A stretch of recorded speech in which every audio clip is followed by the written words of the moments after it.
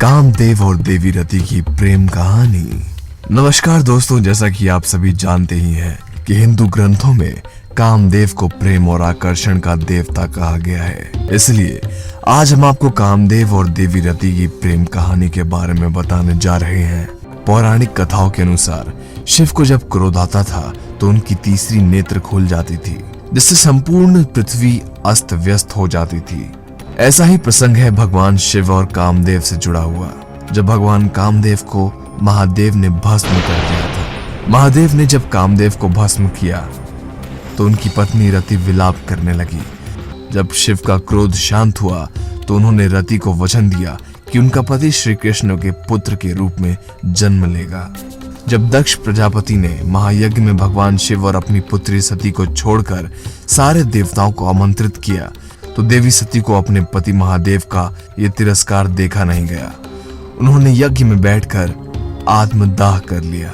भगवान शिव ने सती की मृत्यु के बाद समस्त संसार को त्याग दिया। उनके वैरागी होने से संसार सुचारू रूप से चल ही नहीं पा रहा था। दूसरी तरफ पार्वती के रूप में सती ने पुनर्जन्म लिया। इस बार भी पार्वती ने भगवान शिव से विवाह करने की इच्छा जताई, लेकिन शिव के मन में प्रेम और काम भाव नहीं था।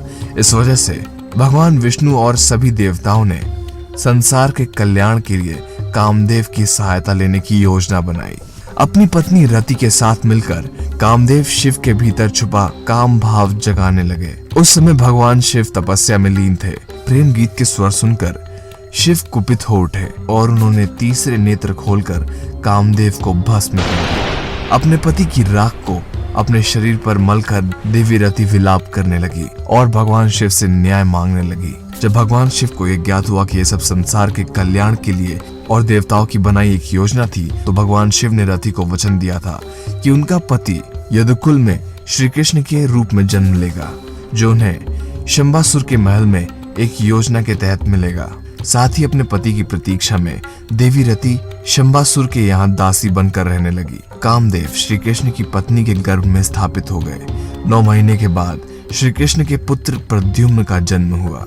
जब शंबासुर को पता चला कि उनके प्राण हरने वाले हैं और उनकी जान लेने वाला अवतारित हो चुका है, तो वो वेश बदलकर उस 10 दिन के शिशु को उठा लिया और समुद्र में डाल दिया। समुद्र में उस शिशु को एक मछली ने निगल लिया और मछली को एक मगरमच्छ ने खा लिया। मगरमच्छ एक मछुआरे के जाल में फंस गया, जिसे कि मछुआरे ने शंबासुर की रसोई में भेज दिया था। जब उस मगरमच्छ का पेट फाड़ दिया गया तो उसके अंदर अति सुंदर बालक निकला। उसको देखकर शंबासुर की दासी हैरान हो गई थी। तभी वहां नारद मुनि प्रकट हुए और उन्होंने बताया कि ये कामदेव का पुनर्जन्म है और ये कृष्ण के पुत्र प्रद्युम्न है। ये सुनकर देवी रति बहुत प्रसन्न हुई। युवा होने पर प्रद्युम्न ने शंबासुर का वध किया और देवी रति के साथ द्वारिका पहुंचे। प्रद्युम्न कृष्ण के समान ही विशाल और अति सुंदर दिखते थे। रुक्मणी ने अपने पुत्र को पहचान लिया। तब वहां नारद मुनि प्रकट होकर सभी को पूरी कहानी सुना दी। दोस्तों, आपको अगर ये कहानी और ये रहस्य अच्छा लगा तो इस वीडियो को लाइक करिए, अपने दोस्तों में शेयर करिए।